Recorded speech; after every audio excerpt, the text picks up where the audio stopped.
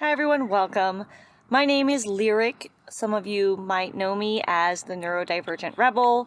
I am a late diagnosed, multiply neurodivergent adult. So for me, that means I'm diagnosed autistic. I also have an ADHD diagnosis, but that late diagnosed piece is really important to who I am as a human being because I didn't find out I was autistic until I was 29 years old, and the ADHD wasn't discovered until I was in my early 30s, which was quite a shock. Finding out something like that about yourself late in life can be life-changing, to say the least. I'm also a non-binary human, so I use gender-neutral pronouns, they, them, or ze-them. Just don't she, me, and we'll be great. Because accessibility is important to me, I'm going to go ahead and visually describe myself and my surroundings before we get started. I am a pale-skinned, multiracial human in my mid-30s. I have short, dark hair with the ends bleached yellow, green, and orange, and my roots are black and they are showing. I have shaved sides. I'm wearing a red, actually autistic t-shirt that has white font and a rainbow infinity, holding a little rainbow articulated slug stem toy that you may hear or see on occasion, but for most part it'll be below in my lap, and I'm sitting in front of a beige curtain. Quick housekeeping note before we get started. I am going to be very mindful to be slowing myself down as we go into the presentation because I have a natural tendency to speak very quickly, which can be hard for people to process, especially if they have audio processing differences, which ironically I also have. So I am very aware that when people speak quick, it can be hard to understand them. Now that that's out of the way, I wanted to go ahead and jump in to the presentation with you. I want to talk first about neurodiversity, and in case anyone here is new or doesn't know what neurodiversity is, I want to give you a quick definition. So let me read this to you really fast. Neurodiversity is a term that was coined in the late 1990s by Judy Singer. Judy's an autistic sociologist, and what Judy argued was that diverse neurological conditions and learning disabilities, for example, autism, dyslexia, dyscalculia, hyperlexia, dyspraxia, ADHD, obsessive-compulsive disorder, and Tourette's syndrome, just to name a few. What Judy was saying was that all of these different brain types were actually, and also I want to say something before I move in. All of these brain types are more common in autistic people. Like, we usually don't just have one neurotype. We usually have more than one neurotype. So I'm autistic, I'm ADHD, I'm also hyperlexic. There's a lot of stuff going on in this brain of mine. And so all of these neurotypes are more common in autistic people. So that's really interesting to me. Different shades of humanity, I like to say, right? And what Judy said was that all of these brain differences are normal variations in human brain type. Neurodiversity rejects the idea that autism and other neurological processing differences should be cured and challenges the prevailing view that neurological diversity is a bad thing or inherently pathological. Unfortunately, many of the systems that are set up in society have been set up by and for the neuromajority or neurotypical people. Those who are considered to have an air quotes average or air quotes typical brain for the society and time in which they are living. And I don't know if I believe there is such thing as typical the more I talk to humans all over the world, just to be perfectly honest. Before we had a neurodiversity framework to examine divergent, autistic, ADHD, neurodivergent brains, we were blamed for not being able to fit ourselves into these neurotypical systems and these neurotypical programs and structures, our education systems, our workplace systems, all of the systems in place that were set up without our input. And this is often harmful to those in the neurominority, neurodivergent people, those whose brains diverge from what is considered, air quotes, typical from the culture and time that they are living in, because our needs just aren't taken into consideration. Historically, neurodivergent people haven't had much if any, opportunity to give input in developing the systems in society because we're pathologized. We're told that we're broken and our ways of doing things, experiencing the world, thinking are all wrong. And we need to try harder to fit in. We're broken. We don't get to exist the way we are. We have to try to be more, air quotes, neurotypical, which is a really unfair standard to set. Over and over again, we are asked to try harder to fit into these broken and outdated systems instead of flexing or recreating systems so that we can evolve and find solutions that will work better for everyone. Because the current systems and structures that favor the majority often are going to exclude or miss those of us who are outliers. Neurodiversity is so incredibly powerful because it removes the blame from neurodivergent people and forces us to take a look at where society and its systems falls short in supporting brains like mine, like yours, like everyone's, because neurodiversity is the diversity of all brains, neurodivergent and neurotypical. And just like with any other kind of diversity, any kind of biodiversity, animal diversity, diversity of species, diversity of thought, this diversity is good for humanity when supported. And many of the supports, accommodations, and things that neurodivergent brains need are actually things that can benefit everyone in society, including neurotypical, air quotes, typical brains. Everything I do is from a neurodiversity-centered framework. I use neurodiversity as the basis for everything I am teaching and talking about.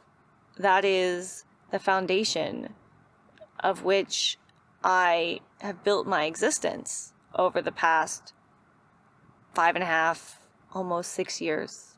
Before I understood neurodiversity, I blamed myself for not being enough. I compared myself to non-autistic and neurotypical people and held myself to their standards. Neurodiversity was what gave me permission to have self-compassion for the first time in my life.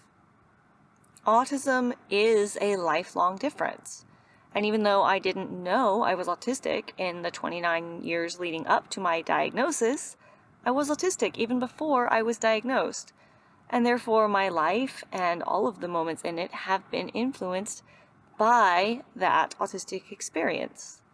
And though my presentation and the ways in which I cope and interact with the world may change because they are constantly evolving as I learn new skills and learn new things, I'm always going to be autistic.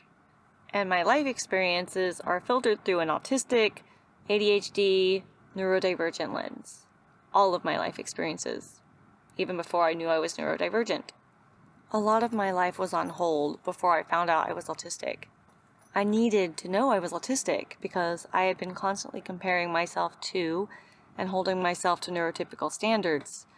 And that meant I was constantly burning out and making myself physically and mentally ill. When you are a neurodivergent person living in a world full of neurotypicals, even if you don't have words for what it is that makes you different, I promise you know you're different. I thought I was a neurotypical and I felt myself struggling with things other neurotypical people found easy. And that meant those ways in which I was struggling and didn't feel I measured up became magnified. And I noticed that I was struggling. I noticed on my own I wasn't measuring up. And on top of that, I constantly had people telling me that I needed to try harder, I needed to apply myself, and I wasn't putting in enough effort. Despite the fact that I was trying my hardest, putting in probably a lot more effort than most of the people around me, and still not achieving even the same results. depending on the task. I felt myself struggling to do things other people didn't struggle with, and I didn't know why the air quotes simple tasks were so hard for me. And I put simple in air quotes because simple now I know is relative depending on your brain, but I didn't know that back then. I was struggling, really struggling, barely surviving, not thriving, but I didn't know any better because I had no frame of reference for what thriving could look like. Just surviving, being in survival mode, had been my normal throughout my entire life. I didn't know any better. And it got to the point where all I could see were my weaknesses, and I couldn't even appreciate my strengths until I found out I was autistic and started to heal from that trauma and learn to love myself again. And neurodiversity, as I've said, was that tool. It gave me a new way of looking at myself and my relation to the world and other people in it. I no longer operate from a place of shame.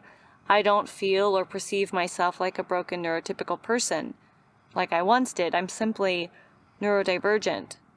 And now that I know I'm neurodivergent, I've been learning what I need, how my mind works, and ways to work with my mind instead of against it, as I had been doing for most of my life. Having pride in myself has been an important piece in overcoming all of that shame that had been weighing me down for many years.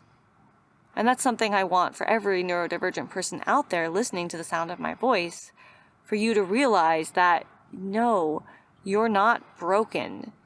It's not your fault. Stop comparing yourself to other people, especially other neurotypical people. This world is stacked against us in many ways.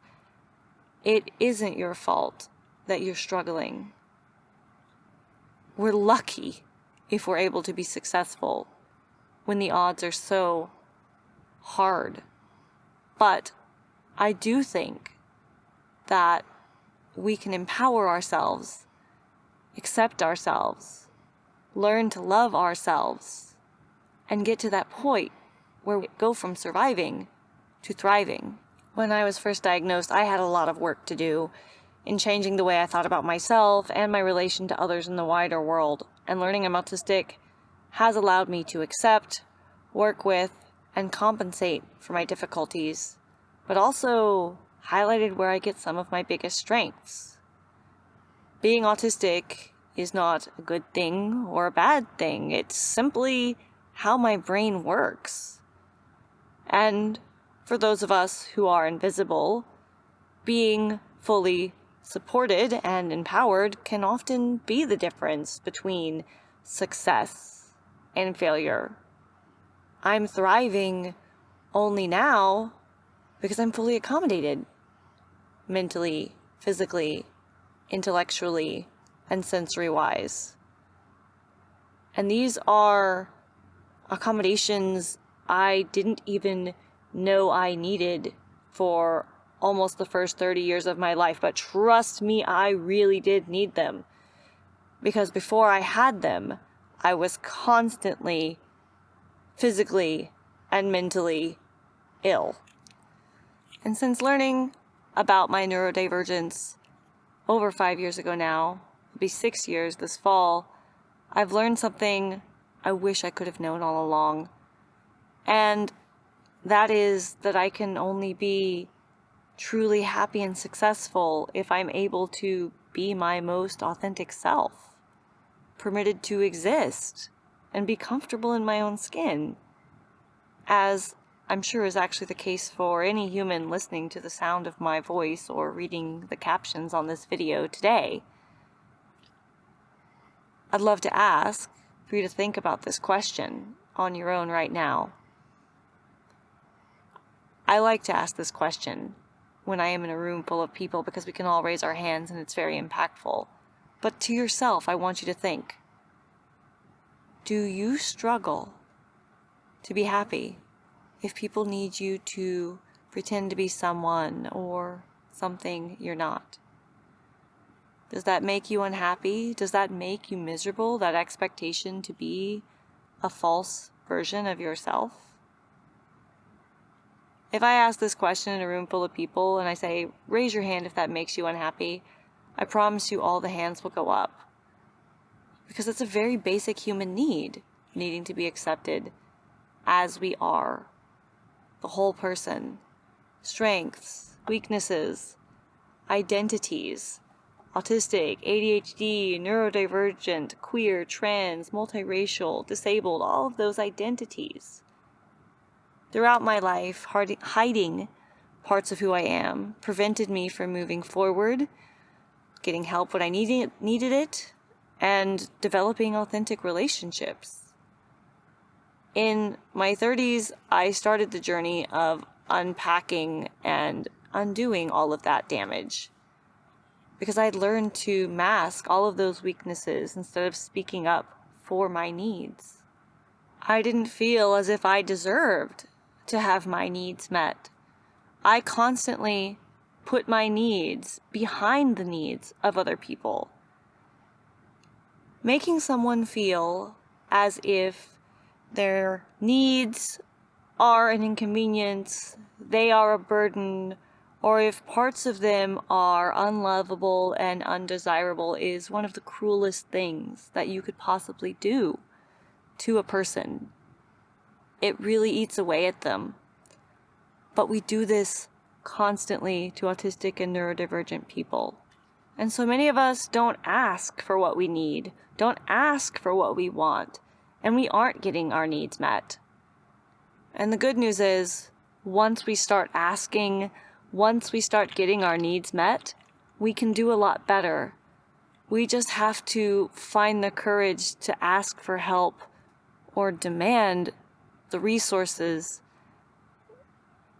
But it's hard to get to that point. For the first time in my life now, I have felt like I have the right to ask for what I need, to ask for help. And I've got my needs met. Needs I didn't know I had for most of my life. If you were to start taking away these supports, like with any other disability, you would quickly see me fall apart. Because having my supports met is the difference between my success and failure. If I'm expected to concentrate, for example, I can't work in a noisy, busy open office with phones ringing and people chatting and a lot of chaos and background noise going on. I'm going to be frustrated, annoyed, agitated. I'm going to feel upset that my quality of work is poor and my focus will be all over the place. My work product's not going to be good. Nobody wins. It just makes everybody miserable. If I want to stay healthy, I have to avoid certain types of lighting and glares because those things can give me migraines and seizures, and those are serious health issues. All of these small, customized supports based on my individual needs as a human being. What supports work for me may not be the supports that work for the next autistic or neurodivergent person. Our human needs are often very different, even if we share similar or the same diagnoses or neurotypes. If you take any person who has a disability, whether it is an invisible disability or a visible disability, and you take their supports away, you're going to see them struggle. If you take away my supports, as I've said, I'll likely become pretty sick. And within months, I will be unable to function in society. My supports, adjustments, whatever we call them, allow me to perform at the same level as everyone else, so that I may operate within the systems that weren't set up with my needs in mind. They help level the playing field in this neurotypical game, because it isn't the neurodivergent's fault. It isn't my fault that I'm struggling. It's a darn miracle that I've gotten this far. And as we continue to work on these problems, spread understanding and acceptance of neurodivergent brains all over the globe together, like we are doing today with this event, things will continue to get better. Things have already gotten a lot better in the 5.5, almost 6 years since I was diagnosed. And I look forward to seeing what happens in the next 5 years. Thank you all so much for coming today, giving us the gift of your time, giving me the gift of your time, listening to my voice as I ramble on for about 20 minutes. I hope you enjoy the rest of the conference. I will see you around. Bye all.